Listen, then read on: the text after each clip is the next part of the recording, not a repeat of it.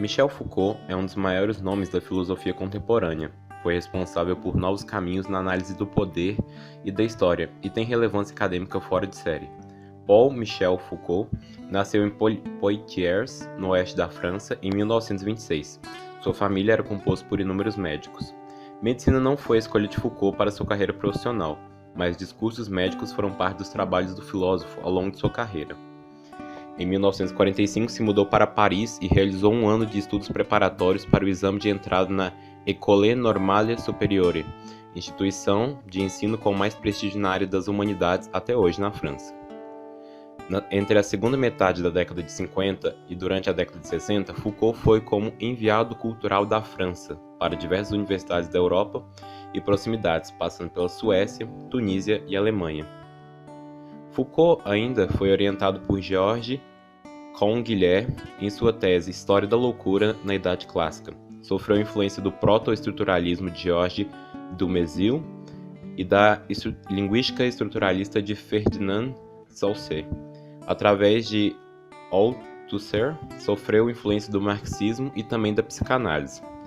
Herdeiro declarado de Nietzsche, os trabalhos de Foucault envolveram uma profunda crítica às verdades pretensamente universais, legitimadas pelo discurso científico.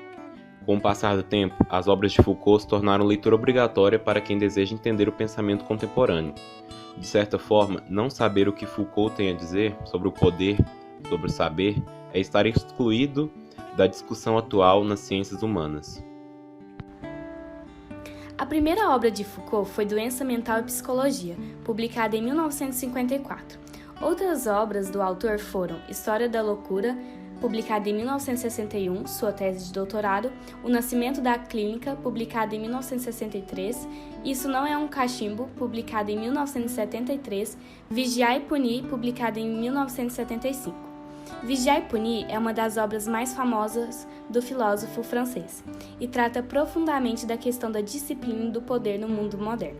Também se debruça com cuidado sobre a importante mudança de estratégia que abandonou a punição em troca da vigilância constante e reguladora. E reflete também o motivo pelo qual as torturas deram lugar ao encarceramento das prisões, pretendendo que essa fosse a forma mais adequada de correção. O filósofo responde essa questão refletindo sobre o poder da monarquia, o qual foi substituído pelo poder de um governo republicano. A pergunta que atravessa todo o Vigiar e Punir é: por que a prisão? Por que a sociedade capitalista fez as instituições penais desempenharem o papel de encarcerar? Quais são suas causas e seus efeitos? Essa série trata minuciosamente de cada capítulo do livro. Foucault analisa as técnicas de disciplina e vigilância que se espalharam de maneira gradual e imperceptível pela sociedade ao longo do século XVIII e XIX. Este método de crueldade denotava a exortação do suplício, ou como Foucault mesmo definiu, a arte equitativa do sofrimento, para traduzir a expressão máxima do poder estatal sobre os subordinados, a economia do poder, segundo o autor, alimentados assim pela violência aplicada ao corpo do condenado como um processo de reconstrução da ordem violada naquele instante.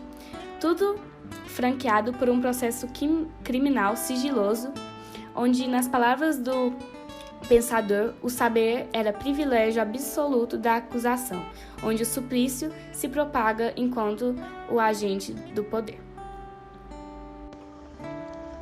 O ponto em que a teoria de poder de Foucault converge com o pós-modernismo é que, da mesma maneira que lidamos com o fim das visões totalizantes de mundo, o poder também se pulveriza em micropoderes, e, consequentemente, a resistência aos poderes passa a ser local, em ações cada vez mais regionalizadas. Não adianta investir contra o Estado achando que ele é a causa de todos os males. Ele é apenas uma das representações desse poder que se exercem em uma série de mecanismos, que reproduzimos todos os dias sem ao menos nos darmos conta disso. Por exemplo, quando tratamos com autoritarismo nossos filhos, namorados ou pais. E onde Foucault identifica esses focos de resistências locais aos poderes? Nos movimentos ativistas pelos direitos humanos, além de gays, negros, feministas, ecologistas e outras minorias que se organizaram como polos de contrapoder, principalmente a partir da década de 60, quando emerge o pós-modernismo. A ideia de vigilância destacada na obra de Foucault nos parece mais atual do que nunca. Em 2013, Edward Snowden, um funcionário terceirizado da Agência de Segurança Nacional dos Estados Unidos, revelou um amplo esquema de espionagem na internet conduzido pelo Serviço de Inteligência norte-americano.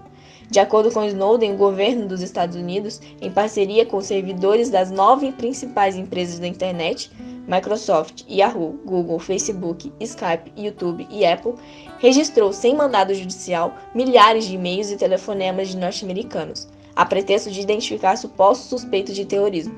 A denúncia de Snowden sustenta que a espionagem não se limitava a questões de segurança nacional, mas obedecia a princípios econômicos e políticos. O volume de registros armazenados impressiona. Foram 850 bilhões de chamadas telefônicas e cerca de 150 bilhões de registros de internet. Retomando Foucault, estaríamos vivendo em uma máquina panóptica? Agora será apresentado as principais ideias de Foucault. Segundo ele, a sociedade faz uso abusivo do poder através das instituições, escolas e prisões, por exemplo. A era moderna é definida através da disciplina, que nada mais é do que um meio de dominação que tem como objetivo domesticar o comportamento humano. Quanto à educação, Foucault chama a escola uma das instituições de sequestro. Segundo ele, a escola tira os alunos do seu meio para os enclausurar e, nessa cláusula, domesticá-los da forma como a sociedade quer.